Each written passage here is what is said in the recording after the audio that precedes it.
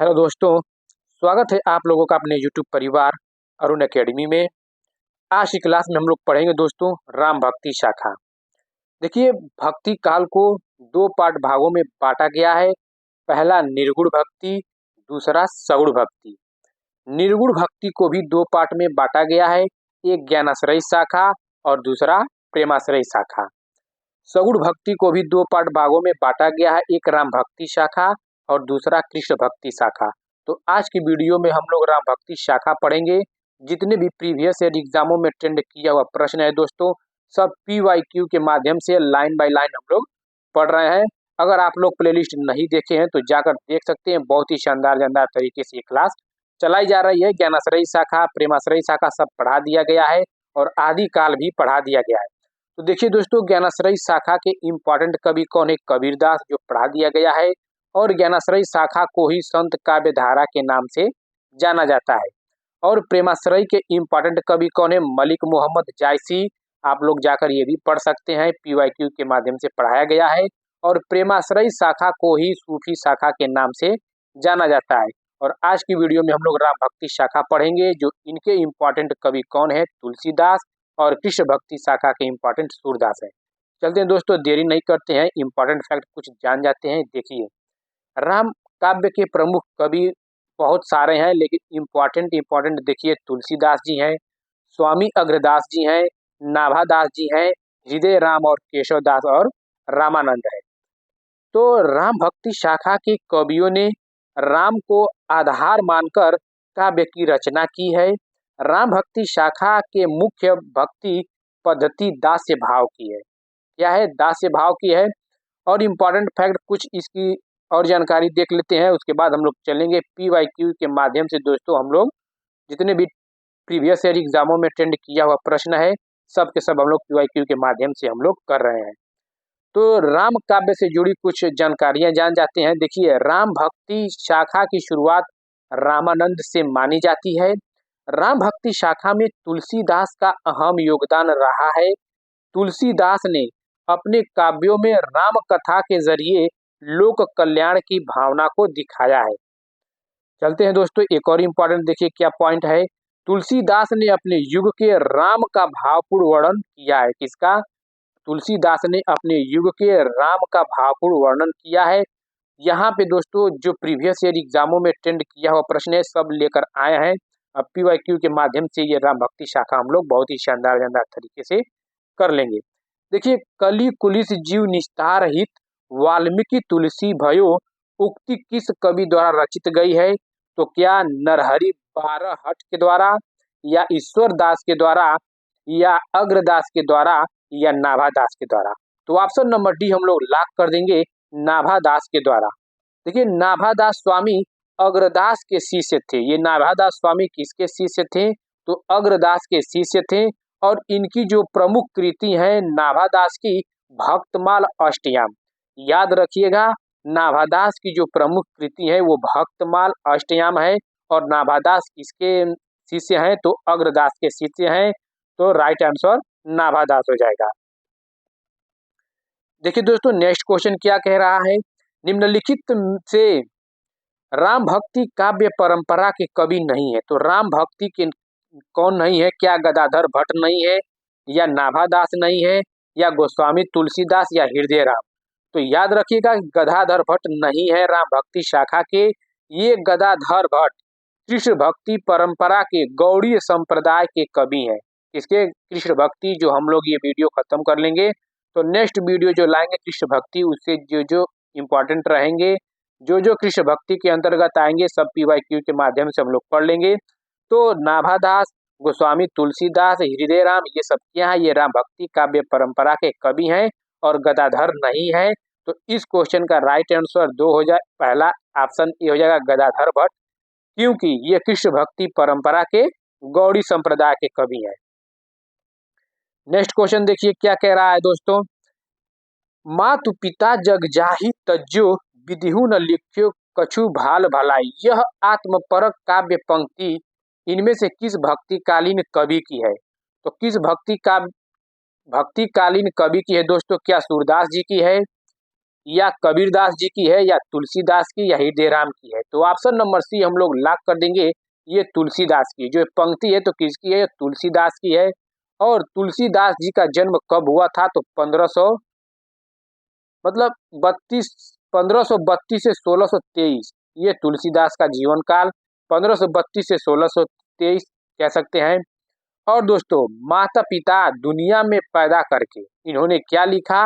इन्होंने लिखा कि माता पिता ने दुनिया में पैदा करके मुझे त्याग दिया, विधाता ने भी मेरे भाल या भाग्य में कोई भलाई नहीं किया। तो ये तुलसीदास बोलते हैं, इनका हिंदी अनुवाद है, मातु पिता जग जाहि तज्जो, विधिहु न लिख्यो कछु भाल भलाई।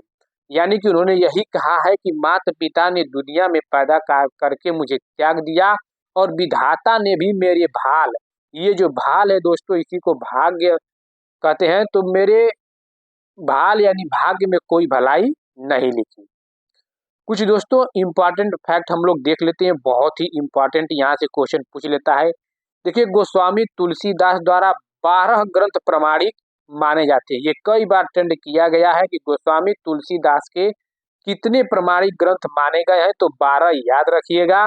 जैसे दोहावली, कवित रामायण जिसे कवितावली के नाम से भी जानते हैं, और गीतावली, रामचरितमानस, रामाज्ञा प्रश्न, विनय पत्रिका, रामलला नहछु, पार्वती मंगल और जानकी मंगल, बरवे रामायण, वैराग्य संदीपनी एवं कृष्ण गीतावली, ये गोस्वामी तुलसीदास के रचित 12 प्रमाणित ग्रंथ माने गए हैं। चलते हैं याद। नेक्स्ट क्वेश्चन क्या है दोस्तों? गोस्वामी तुलसीदास की भक्ति किस प्रकार की है? क्या सख्य भाव की है, या कांत भाव की, या दास्य भाव, या वात्सल्य भाव? तो याद रखिएगा कि गोस्वामी तुलसीदास की जो भक्ति है वो दास्य भाव की है। तो ऑप्शन नंबर सी हम लोग का राइट आंसर हो जाएगा।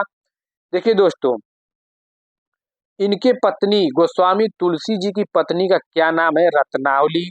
और इनके जो दीक्षा गुरु हैं वो नरहरयानंद थे। बहुत ही इंपॉर्टेंट है कि गोस्वामी तुलसीदास के दीक्षा गुरु कौन? तो नरहरयानंद। और गोस्वामी तुलसी जी के इनके पत्नी का क्या नाम था? तो रत्नावली, याद रखिएगा। और इनके पिता का नाम आत्माराम दुबे और माता का नाम हुलसी था। तो याद रखिएगा। तो ऑप्शन नंबर सी हम लोग का राइट आंसर हो जाएगा, दास्य भाव। नेक्स्ट क्वेश्चन दोस्तों देखिए क्या कह रहा है? राम भक्ति काव्य धारा से संबंध कभी नहीं है। तो कौन संबंध कभी नहीं है? क्या स्वामी अग्रदास, या प्राणचंद चौहान, या गदाधर भट्ट, या हृदय राम?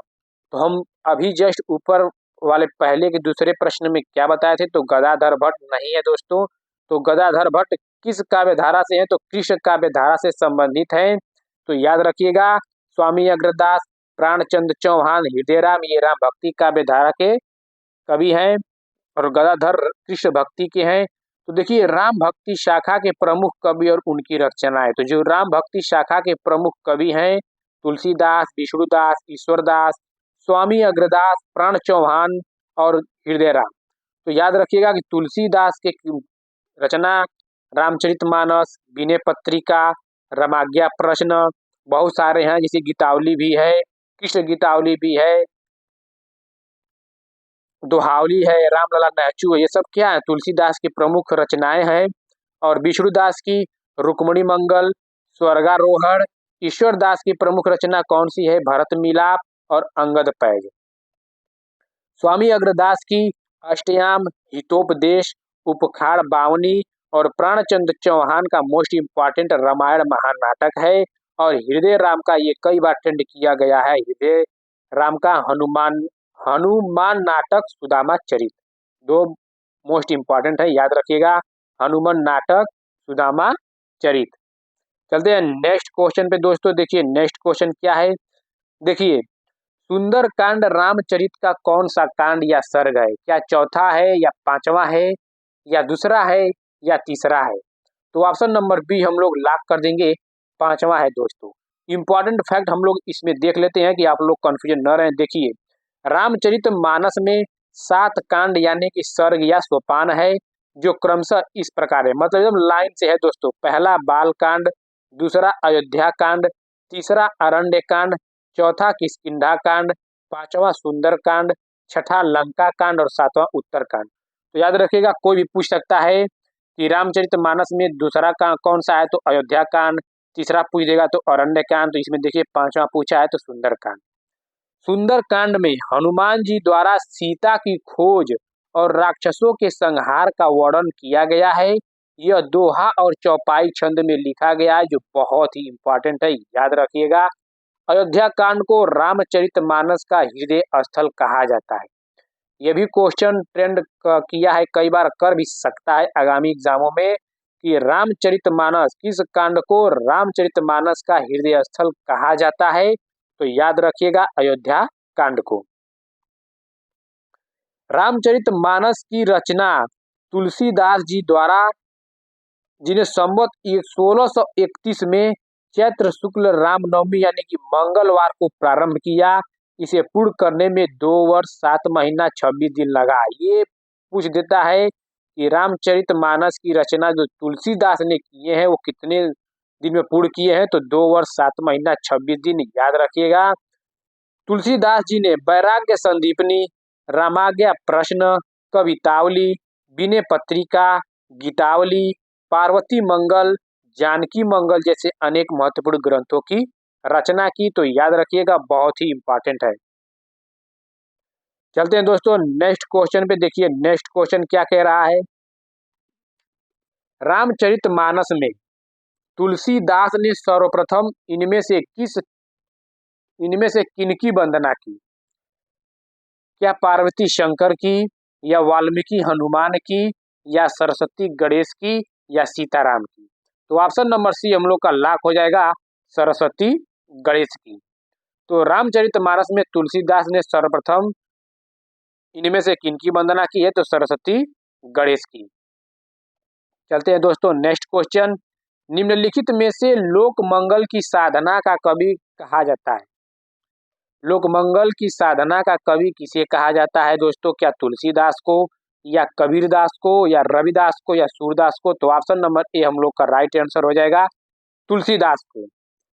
और जो नाभादास है, नाभादास तुलसीदास जी को क्या कहते हैं? तो कलिकाल का वाल्मीकि किसने कहा है? तो नाभादास। तुलसीदास जी है, जो तुलसीदास को कलिकाल का वाल्मीकि किसने कहा है? तो नाभादास ने कहा है। और जातीय कवि किसने कहा है तुलसीदास को? तो रामविलास शर्मा ने कहा है। और तुलसीदास को मानस का हंस किसने कहा है? तो अमृतलाल नागर ने, याद रखिएगा, मोस्ट इंपॉर्टेंट है। फिर से बताते रहे हैं कि तुलसीदास को, दोस्तों हम स्क्रीन पे इसलिए लिख रहे हैं कि लिखने में थोड़ा दिक्कत होती है, लिखते हैं तो लिखा नहीं पाता है आज से। तो याद रखिएगा, तुलसीदास जी को कलिकाल का वाल्मीकि किसने कहा है? तो नाभादास ने। और तुलसीदास को जातीय कवि किसने कहा है? तो रामविलास शर्मा ने। और तुलसीदास जी को मानस का हंस किसने कहा है? तो अमृतलाल नागर ने। चलिए नेक्स्ट क्वेश्चन पे दोस्तों। तुलसीदास द्वारा रचित विनय पत्रिका की रचना किस भाषा में हुई है? क्या भोजपुरी में, या अवधी में, या ब्रज भाषा में, या मैथिली में? तो याद रखिएगा कि ब्रज भाषा में हुई है। अब देखिए, अब कहें कि बहुत सारे इनकी रचनाएं हैं, किसके किसमें में हुई है, तो आप लोग की डाउट सब दूर कर देंगी। देखिए याद रखिएगा, विनय पत्रिका ब्रज भाषा। चलते हैं अभी इंपॉर्टेंट फैक्ट पे। देखिए इंपॉर्टेंट फैक्ट पे ऐसे याद रखिएगा कि देखिए बस अवधी भाषा में और ब्रज भाषा में हुआ है। तो देखिए जितना भी रामायण से संबंधित रहेगा वो सब अवधी भाषा में, और जितना उनकी वैसे जैसे कृष्ण से संबंधित तावली दोहावली, तो ये देखिए वली वली जो आ रहा है वो ब्रज भाषा है। तो लेकिन इसमें वली मत समझ लीजिएगा। रामाज्ञा प्रश्नावली जो है अवधी भाषा में। तो प्रश्नावली में क्या है? रामाज्ञा यानी कि राम जी आ रहे हैं। रामचरितमानस किसमें है? मतलब कि राम जी से संबंधित है। रामलला न छू, राम जी से संबंधित है। जानकी मंगल, राम जी से संबंधित है। ये पार्वती मंगल, ये भी समझ लीजिए। बरवे रामायण प्रश्न, रामाज्ञा प्रश्नावली, जितना ये सब है अवधी भाषा में है। और वैराग्य संदीपनी, दोहावली, कवितावली, गीतावली, कृष्ण गीतावली, विनय पत्रिका, ये ब्रज भाषा में है। तो अब आप लोग को कोई कंफ्यूजन नहीं रहेगा। जितना इंपॉर्टेंट फैक्ट दोस्तों एक जगह ला दिए हैं कि आप लोग बिल्कुल कंफ्यूजन आप लोग को न रहे। देखिए मेधाकर बहुगुणा द्वारा रचित कृति है। क्या रामायण प्रदीपम, या महावीर चरितम, या गंगाष्टकम या अजय भारतम। तो option number A right answer हो जाएगा रामायणम, रामायण प्रदीपम दोस्तों। चलते हैं नेक्स्ट क्वेश्चन पे। ये सब दोस्तों जितने भी है सब प्रीवियस ईयर एग्जामों में अटेंड किया हुआ प्रश्न है, अपने मन से हम एक प्रश्न नहीं लेकर आए हैं, सब प्रीवियस ईयर से उठाए हैं। नाभादास किस भक्ति धारा के कवि हैं? क्या कृष्ण भक्ति कवि या राम भक्ति? बिल्कुल ऑप्शन नंबर बी हमारा लॉक हो जाएगा। राम भक्ति पढ़ रहे हैं तो राम भक्त के कवि हैं। दोस्तों देखिए, ये जो स्वामी अग्रदास के शिष्य हैं कौन? नाभादास। तो नाभादास किसके शिष्य हैं? स्वामी अग्रदास के। याद रखिएगा, स्वामी अग्रदास के शिष्य हैं कौन? ये नाभादास। नाभादास की जो 3 कृतियां बहुत ही इंपॉर्टेंट है जो उपलब्ध है, भक्तमाल, अष्टयाम एवं राम भक्ति संबंधी एक स्फुट पद है। तो याद रखिएगा, भक्तमाल, अष्टयाम, राम भक्ति संबंधी स्फुट पद। भक्तमाल में लगभग 200, ये बहुत इंपॉर्टेंट है नाभादास की, लगभग 200 भक्तों का चरित्र गान है दोस्तों, जो नाभादास द्वारा रचित गई है भक्तमाल अष्टयाम। तो भक्तमाल में 200 लगभग भक्तों का चरित्र गान किया गया, याद रखिएगा। चलिए नेक्स्ट क्वेश्चन। सच पूछा जाए तो मध्य युग की समग्र स्वाधीन चिंता के गुरु रामानंद ही थे, यह कथन किसका है? तो यह कथन हजारी प्रसाद द्विवेदी का है, मोस्ट इंपॉर्टेंट, याद रखिएगा। सच पूछा जाए तो मध्य युग की समग्र स्वाधीन चिंता के गुरु रामानंद ही थे, यह कथन हजारी प्रसाद द्विवेदी का है।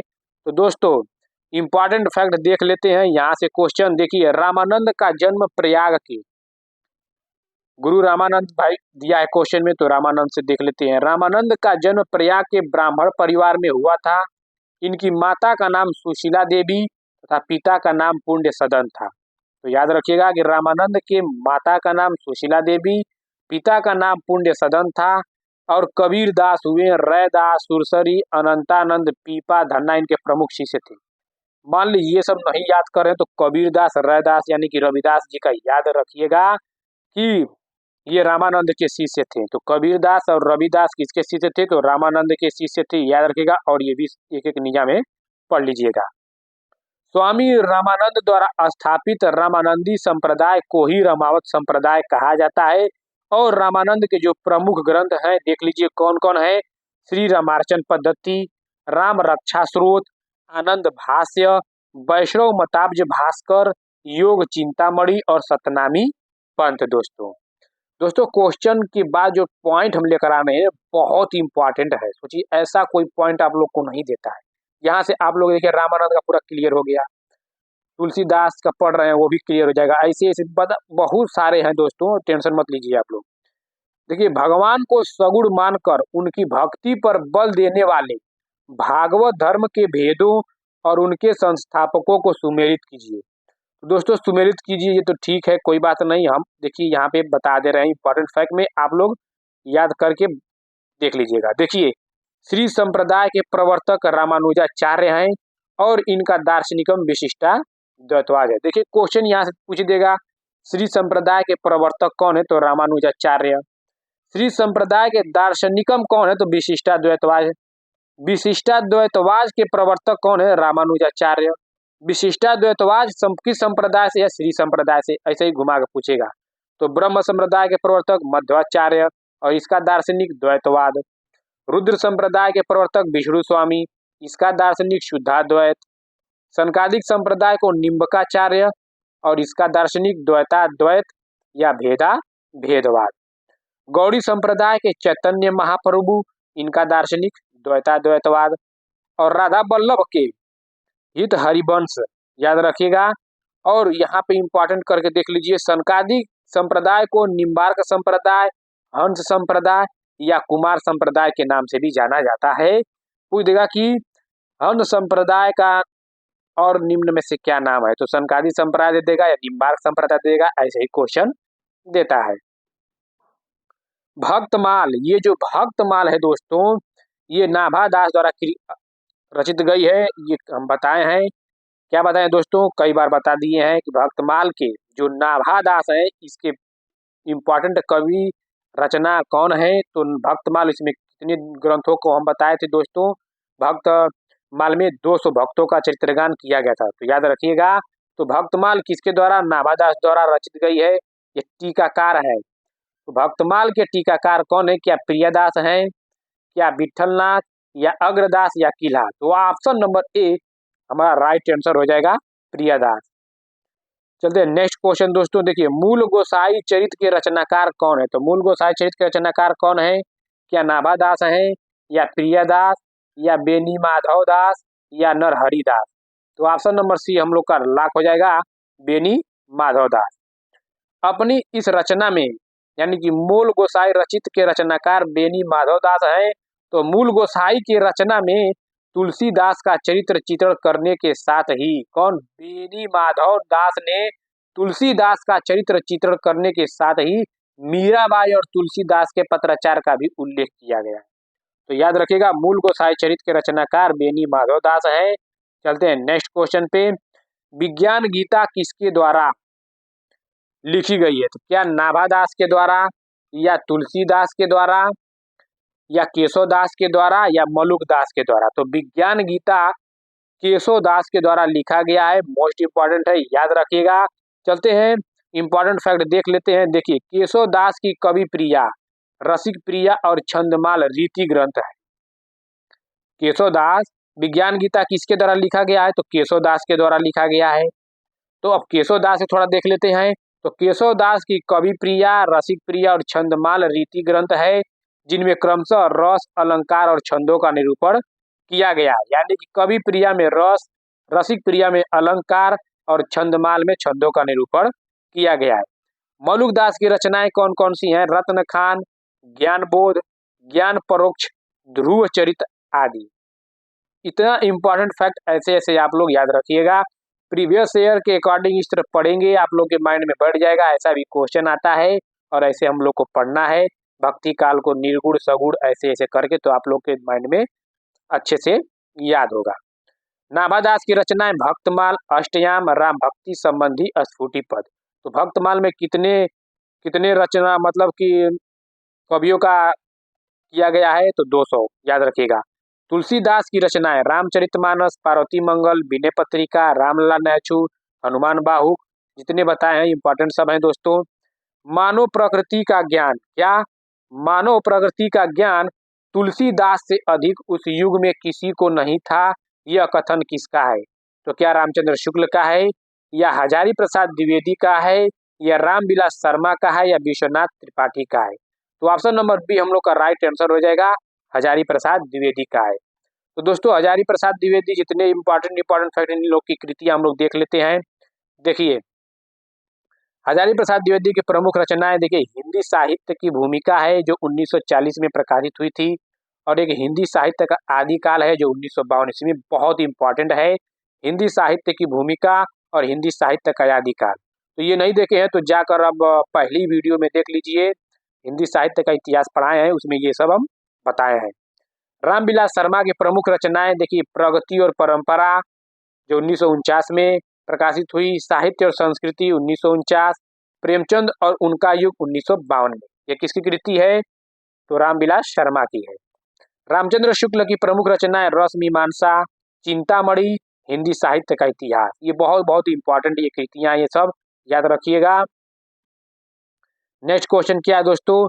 राम काव्य धारा से संबंधित कृति राम ध्यान मंजरी इनमें से किसकी है? तो क्या प्राणचंद्र चौहान की है, या अग्रदास की है, या हृदय राम की है, या प्रियदास की है?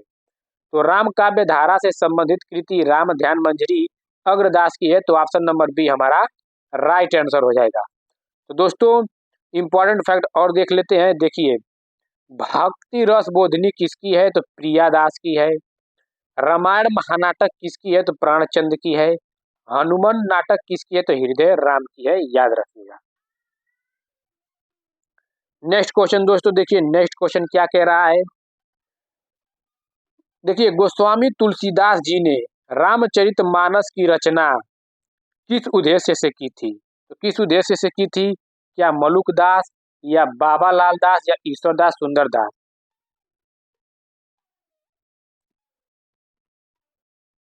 तो मोक्ष की प्राप्ति के लिए, लोक रंजन के लिए,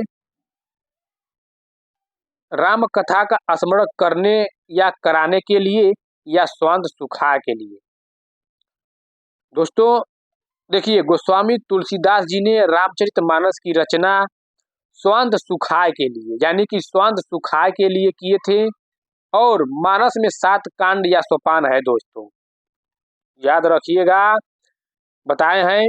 और गोस्वामी तुलसीदास जी ने रामचरितमानस की रचना स्वांत सुखाए के लिए किए हैं। नेक्स्ट हम लोग क्वेश्चन में देख लेते हैं स्वांत सुखाए वाला। देखिए, स्वांत सुखाए कहकर किसने उस काव्य का प्रयोजन स्वीकार किया?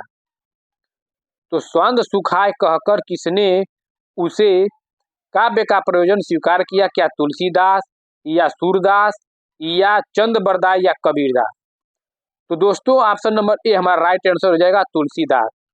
जो बाल कांड के आरंभ में दोस्तों याद रखेगा, जो स्वांत सुखाए है यह बाल कांड के आरंभ में तुलसीदास लिखते हैं, स्वांत सुखाए तुलसी रघुनाथ गाथा। तो याद रखिएगा कि ये बाल कांड के आरंभ में लिखा गया है स्वांत सुखाए। तो ये क्या कहा गया है कि प्रयोजन स्वीकार किया तो तुलसीदास ने। चलते हैं नेक्स्ट क्वेश्चन पे।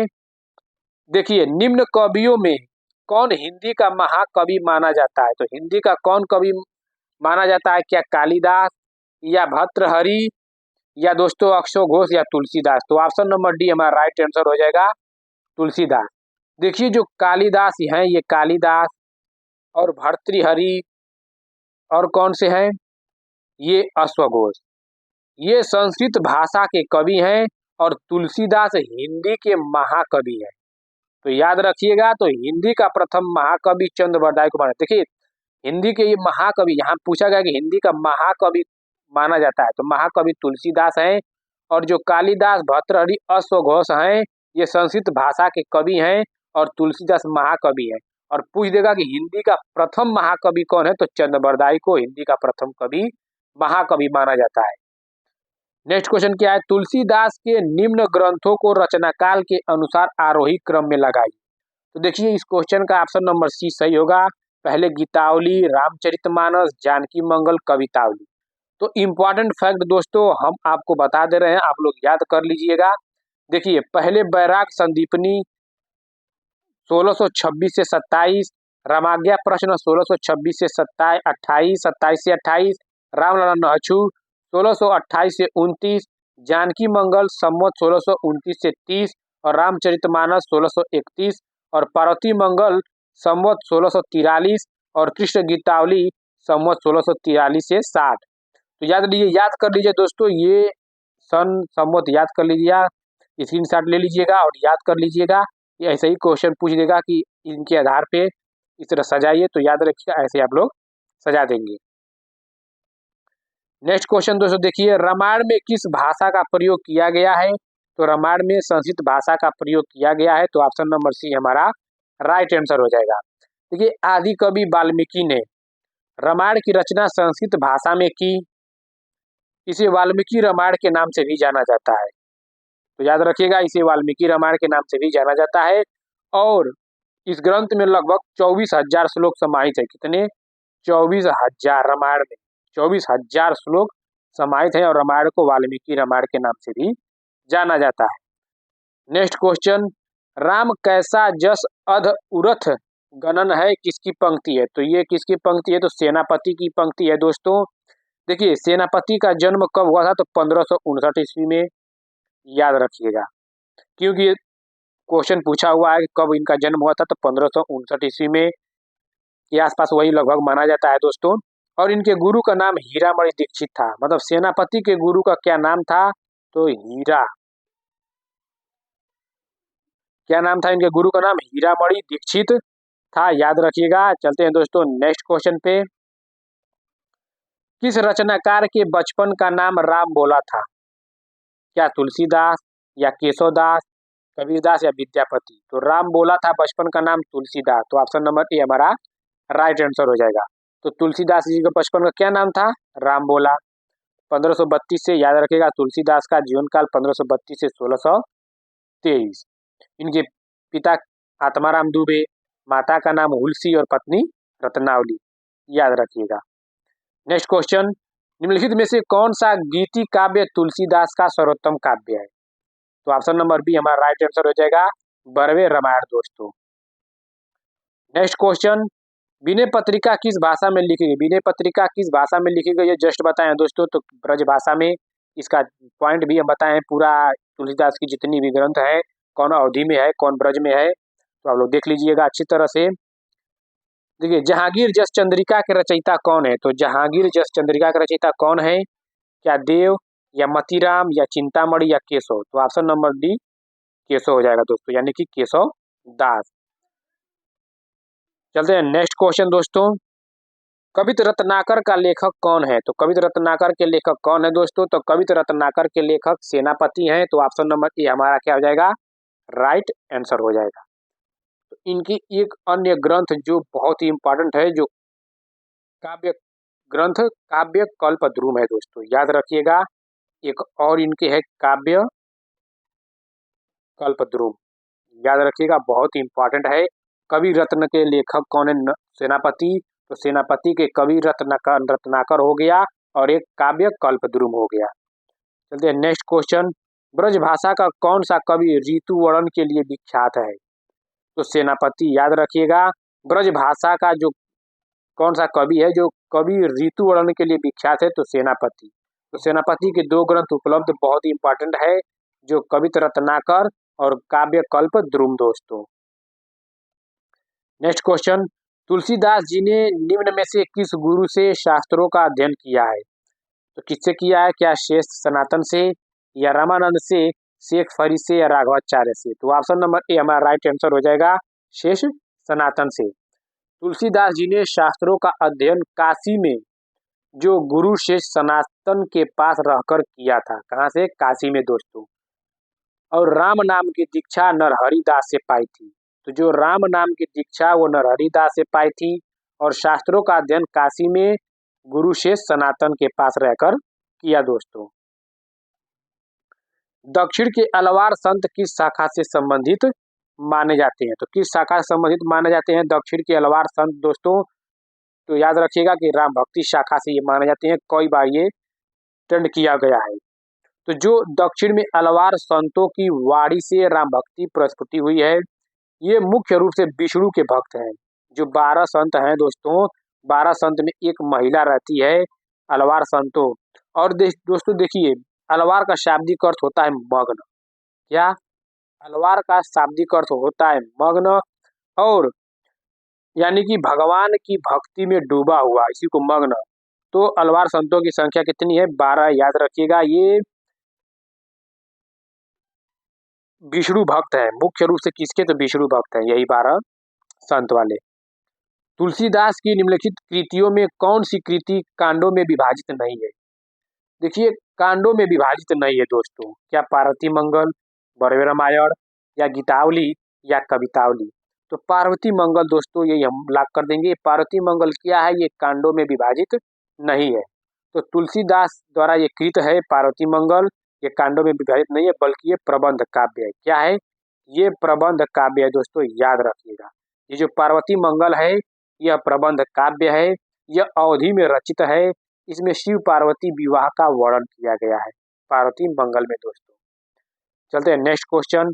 नेक्स्ट का थोड़ा इंपॉर्टेंट फैक्ट देख लेते हैं दोस्तों। देखिए, बरवे रामायण यह 7 कांडों में विभाजित है।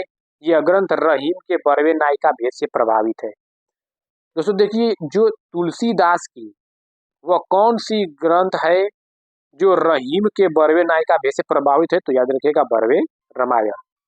गीतावली यह भी 7 कांडों में विभाजित है। इसमें राम कथा का वर्णन है, गीतावली में राम कथा का वर्णन है। तुलसीदास के किस ग्रंथ में राम कथा का वर्णन है? तो गीतावली में, याद रखिएगा। यह राम गीतावली तथा या पदावली रामायण के नाम से भी प्रसिद्ध है। कवितावली में यह भी 7 कांडों में है, राम कथा 7 कांडों में है। कवितावली में काशी की महामारी का वर्णन उत्तर कांड में किया गया है। हनुमान बाहुक इसी का अंश माना जाता है। तो याद रखिएगा, ये इंपॉर्टेंट फैक्ट बहुत ही इंपॉर्टेंट है दोस्तों। देखिए, श्री रामानुजाचार्य की भक्ति किस भाव की है? क्या दास्य भाव की है या साक्ष्य भाव की या दाम्पत्य भाव की है या इनमें से कोई नहीं? तो ऑप्शन नंबर ए लॉक हो जाएगा हमारा दास्य भाव। रामानुजाचार्य ने अद्वैत वेदांत का खंडन कर विशिष्टाद्वैतवाद की स्थापना की। किसकी? विशिष्टाद्वैतवाद की स्थापना किसने की? रामानुजाचार्य ने, जो श्री संप्रदाय से संबंधित थे दोस्तों। राघवानंद जी किस महान व्यक्ति के गुरु थे? तो रामानंद के, याद रखिएगा कि रामानंद के दोस्तों शिष्य कौन थे? जो कबीरदास, मीराबाई, ये सब। मीराबाई तो दोस्तों उनके हैं, रविदास जी के हैं। तो याद रखिएगा कि रामानंद के गुरु कौन है? तो रामानंद के, राघवानंद जी जिस महान व्यक्ति के गुरु थे वो रामानंद के, यानी कि रामानंद के गुरु राघवानंद, यानी कि राघवानंद के शिष्य रामानंद। बहुत ही इंपॉर्टेंट है दोस्तों। गोरख जगायो जोग भगति भगायो लोग किस कवि की पंक्तियां हैं? तो यह दोस्तों तुलसीदास की है, याद रखिएगा। कई बार ये ट्रेंड किया हुआ है कि गोरख जगायो जोग भक्ति भगायो लोग, किस पंक्ति कवि की पंक्तियां हैं? तो तुलसीदास की। दोस्तों नेक्स्ट क्वेश्चन देखिए, नेक्स्ट क्वेश्चन क्या कह रहा है? देखिए, ऋतु वर्णन करने वाले कवियों में सर्वश्रेष्ठ कहे गए हैं। तो ऋतु वर्णन करने वाले में क्या सेनापति या कंग कवि, केशवदास या बनारसी दास? तो जस्ट हम बताए हैं सेनापति दोस्तों। अभी जस्ट ऊपर पिछले क्वेश्चन में हम बताए हैं, जिक्र किए हैं सेनापति का। नेक्स्ट क्वेश्चन, भक्ति काल के किस कवि ने संस्कृत को छोड़कर भी संस्कृत की शास्त्रीय परंपरा का निर्वहन किया है? किस कवि ने? क्या जायसी ने या सूरदास ने या तुलसीदास ने या नंददास ने? तो ऑप्शन नंबर डी, अरे सॉरी सी हमारा राइट आंसर हो जाएगा, तुलसीदास ने। नेक्स्ट क्वेश्चन दोस्तों, नेक्स्ट क्वेश्चन देखिए क्या कह रहा है? भलो पोच राम को कहे मोही सब नर नारी में पोच से अभिप्राय है। तो पोच से दोस्तों क्या अभिप्राय है? क्या नीच है या उत्कृष्ट है या भक्त है या अनुगामी है? तो याद रखिएगा पोच से अभिप्राय नीच सबसे है। तो ऑप्शन नंबर ए हमारा राइट आंसर हो जाएगा। चलते हैं दोस्तों नेक्स्ट क्वेश्चन देखिए, नेक्स्ट क्वेश्चन क्या कह रहा है? कठिन काव्य का प्रेत किस कवि को कहा जाता है? तो कठिन काव्य का प्रेत किस कवि को कहा जाता है दोस्तों? क्या भूषण को या पद्माकर को या घनानंद को या केशव को? तो ऑप्शन नंबर डी हमारा राइट आंसर हो जाएगा, केशव को दोस्तों, यानी कि केशवदास। नेक्स्ट क्वेश्चन क्या है दोस्तों? तमिल भाषा में किस महाकवि ने रामायण की रचना की है? तमिल भाषा में दोस्तों याद रखिएगा, कई बार ये भी ट्रेंड किया है। तो तमिल भाषा में किस महाकवि ने रामायण की रचना की है? क्या पंप ने, कंब ने, नेमचंद्र ने या कृत्तिवास ने? देखिए तमिल भाषा में ये कंब ने, तो ऑप्शन नंबर बी हमारा राइट आंसर हो जाएगा। आलवार भक्त किसको कहा जाता है? क्या राम भक्तों को, बिल या वैष्णवों को या कृष्ण भक्तों को, सूफियों को? तो आलवार भक्त किसे? वैष्णवों को। तो ऑप्शन नंबर बी हमारा राइट आंसर हो जाएगा। इनकी संख्या कितनी है दोस्तों? 12 जस्ट बताए हैं अभी, जिनमें अंडाला स्त्री है। 12 भक्ति जो 12 संत हैं उसमें से अंडाला एक स्त्री है दोस्तों, याद रखिएगा। नेक्स्ट क्वेश्चन, श्री रामचरितमानस में वक्ता श्रोता के कितने युग्म है? इसमें श्री रामचरितमानस में वक्ता श्रोता के कितने युग्म है? तो याद रखिएगा 4 है वक्ता श्रोता के, 4। दोस्तों इंपॉर्टेंट फैक्ट देख लेते हैं। वक्ता श्रोता जो रामचरितमानस में है, शिव का श्रोता है पार्वती, शिव का श्रोता पार्वती। काक भूषणी का गरुड़, ये डायरेक्ट पूछ सकता है कि रामचरित में काक भूषणी का श्रोता क्या है? तो गरुड़। याज्ञवल्क्य का श्रोता क्या है? भारद्वाज। तुलसीदास का संत समाज, याद रखिएगा। नेक्स्ट क्वेश्चन क्या है? प्रेम और श्रृंगार, क्या प्रेम और श्रृंगार का ऐसा वर्णन जो बिना लज्जा और संकोच के सबके सामने पढ़ा जा सके गोस्वामी जी का ही है या किसका कथन है? तो यह कथन आचार्य रामचंद्र शुक्ल का है। तो ऑप्शन नंबर बी हमारा राइट आंसर हो जाएगा। नेक्स्ट क्वेश्चन दोस्तों देखिए, संत हृदय नवनीत समाना किसकी युक्ति है? ये तुलसीदास जी की है, याद रखिएगा। Option number D right answer हो जाएगा।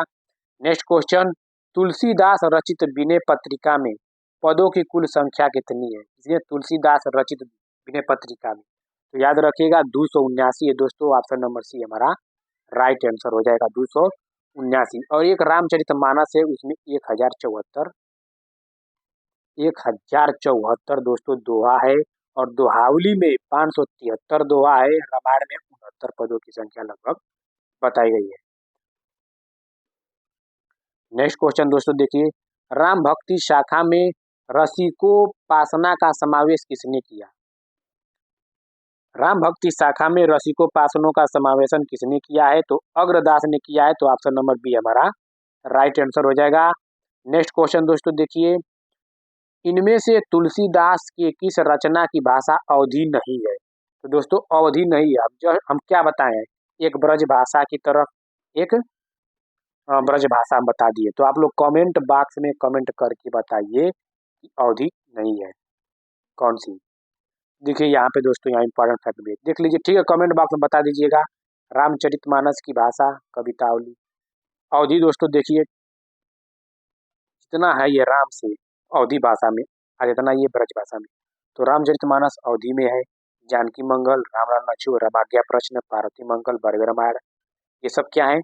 अवधि भाषा में। कवितावली, वैराग्य संदीपनी, कृष्ण गीतावली, गीतावली, विनय पत्रिका, दोहानी, ये सब ब्रज भाषा में है। तो याद रखिएगा, सिर्फ एक बता के निकल जाएंगे तो आप लोग ये सब छूट जाएगा, इसीलिए पॉइंट हम रख दे रहे हैं कि आप लोग कंफ्यूजन न रहे। विनय पत्रिका में काशी के लिए किसका रूपक वर्णित है? विनय पत्रिका में दोस्तों काशी के लिए किसका रूपक वर्णित है? क्या कामधेनु का, या वृक्ष का, वन का, या सूर्य का, चंद्र का? तो कामधेनु का याद रखिएगा। ऑप्शन नंबर ए हमारा राइट आंसर हो जाएगा। नेक्स्ट क्वेश्चन दोस्तों, केलांग ने तुलसी भाषा को क्या कहा है? क्या पुरानी बैसवाड़ी, या छत्तीसगढ़ी, या गढ़वाली, या मगही? तो केलांग ने पुरानी बैसवाड़ी तुलसी भाषा को क्या कहा है? पुरानी बैसवाड़ी। दोस्तों देखिए, केलांग ने जिसे पुरानी बैसवाड़ी कहा वो वस्तु पुरानी अवधि ही है। पुरानी अवधि को ही पुरानी बैसवाड़ी कहा गया। कुछ लोगों ने बैसवाड़ी के अंतर्गत अवधि और बघेली दोनों को रखा है। तो याद रखिएगा पुरानी बैसवाड़ी ही पुरानी अवधि है। नेक्स्ट क्वेश्चन, रामचरितमानस की रचना में कुल कितने समय लगा? तो याद बताइए कितने समय लगा। हम ये बताए हैं दोस्तों, कितना दिन समय लगा? क्या 3 वर्ष 5 महीना, या 5 वर्ष 3 महीना, या 7 वर्ष 2 महीना, 2 वर्ष 7 महीना? तो याद रखिएगा 2 वर्ष 7 महीना कुछ दिन लगा। तो ये कमेंट बॉक्स में कमेंट करके बताइए कि कितना दिन लगा दोस्तों। नेक्स्ट क्वेश्चन, सीता त्रिजटा संवाद रामचरितमानस के किस कांड में वर्णित है? तो ऑप्शन नंबर बी हमारा राइट आंसर हो जाएगा, सुंदर कांड में दोस्तों। 7 कांड है, बाल कांड, अयोध्या कांड, अरण्य कांड, किष्किंधा कांड, सुंदर कांड, लंका कांड, उत्तर कांड। नेक्स्ट क्वेश्चन, रामचरितमानस में कितने कांड सोपान है? तो याद रखिएगा 7 कांड है दोस्तों। ऑप्शन नंबर सी हमारा राइट आंसर हो जाएगा। नेक्स्ट क्वेश्चन, कौन सी रचना प्रबंध काव्य नहीं है? तो प्रबंध काव्य दोस्तों नहीं है। क्या रामचरितमानस, या पद्मावत, या कमायनी, या विनय पत्रिका? तो याद रखिएगा विनय पत्रिका ये क्या है? ये प्रबंध काव्य नहीं है। तो ऑप्शन नंबर डी हमारा राइट आंसर हो जाएगा। यह गीति काव्य है। विनय पत्रिका क्या है दोस्तों? तो यह गीति काव्य है, याद रखिएगा गीति काव्य है। और रामचरितमानस, पद्मावत और कमायनी ये प्रबंध काव्य की श्रेणी में आती है। नेक्स्ट क्वेश्चन, अहिंसावाद और प्रपत्तिवाद किस संप्रदाय की देन है? तो अहिंसावाद और प्रपत्तिवाद किस संप्रदाय की देन है? तो ऑप्शन नंबर डी हमारा राइट आंसर हो जाएगा, वैष्णव संप्रदाय की। चलते हैं नेक्स्ट क्वेश्चन दोस्तों। देखिए नेक्स्ट क्वेश्चन क्या कह रहा है, अगुनहि सगुनहि नहीं कछु भेदा उक्ति है। तो किसकी उक्ति है दोस्तों? अगुनहि सगुनहि नहीं कछु भेदा उक्ति है। तो क्या तुलसीदास की है? बिल्कुल तुलसीदास की है। तो ऑप्शन नंबर ए हमारा राइट आंसर हो जाएगा। नेक्स्ट क्वेश्चन दोस्तों, नेक्स्ट क्वेश्चन क्या कह रहा है, साहित्य को सुरसरी सम सबका हितकारी घोषित किया है। तो क्या केशवदास ने, या रामानंदाचार्य ने, सूरदास ने, या गोस्वामी तुलसीदास ने? तो याद रखिएगा ऑप्शन नंबर डी हमारा राइट आंसर हो जाएगा, तुलसीदास ने दोस्तों। नेक्स्ट क्वेश्चन क्या है दोस्तों, बड़वे रामायण के नामकरण का आधार है। तो बड़वे रामायण के नामकरण का आधार क्या है दोस्तों? तो ऑप्शन नंबर ए हमारा राइट आंसर हो जाएगा, बड़वे छंद दोस्तों। दोस्तों देखिए बड़वे रामायण जो है ये बड़वे बड़वे एक अर्ध समात्रिक छंद है। क्या? अर्ध समात्रिक। प्रथम और तृतीय में 12-12 मात्राएं होती हैं और द्वितीय और चौथा में कितने कितनी मात्राएं होती हैं? तो 7-7 मात्राएं होती हैं। इसमें 12-12, इसमें 7-7 मात्राएं होती हैं, याद रखिएगा दोस्तों। बहुत मेहनत लगता है दोस्तों इसमें बनाने की। अगर आप लोग चैनल पर नए हैं दोस्तों, please like, subscribe, share, comment कर दीजिए, जिससे हमें मोटिवेट मिलता रहे और आप लोग के लिए मेहनत करते रहें, कंटेंट और अच्छा से अच्छा लेकर आएँ दोस्तों बहुत जल्द इस पे हम कार्य कर रहे हैं। टीजीटी, पीजीटी जो हिंदी सब्जेक्ट है, इसको थ्योरी में पढ़ाने के लिए थ्योरी टाइप लेकर आ रहे हैं। बहुत ही शानदार तरीके से पढ़ाएंगे। पहले आप लोग जान लीजिए कि प्रीवियस ईयर एग्जामों में ये सब कैसे ट्रेंड करता है प्रश्न। तो तुलसीदास को लोक नायक कहने वाले हैं, तुलसीदास को लोक नायक कहने वाले हैं कौन? तो option number C, Hazari Prasad Dwivedi. Tulsidas को लोक नायक किसने कहा? तो हजारी प्रसाद द्विवेदी ने। दोस्तों इंपॉर्टेंट फैक्ट देख लेते हैं। नाभादास ने क्या कहा है तुलसीदास को?